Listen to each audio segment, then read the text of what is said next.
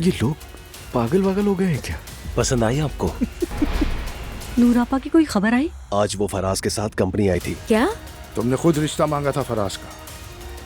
अगर अब्दुल्ला साहब ने भी कबूल नहीं किया तो वो लोग कहाँ गए होंगे? अमीर फराज को बर्दाश्त करना मुश्किल था। अब देखिए गरीब फराज के साथ कितने दिन मोहब्बत चलती है। हर बार फोन का फौरन से जवाब नहीं दिया जाता है, उसे आना ही होगा।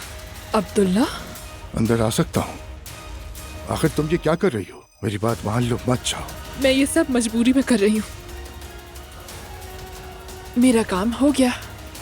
इस वक्त ये किससे बात कर रही है? असल में मैं तुम्हें एक बहुत जरूरी बात बताना चाहती हूँ। क्या बात है? कमरे के बाहर अब्दुल्ला साहब खड़े थे, उन्हें अंदर ले गई वो। ईशल ऐसा कैसे कर सकती है? ये नहीं हो सकता।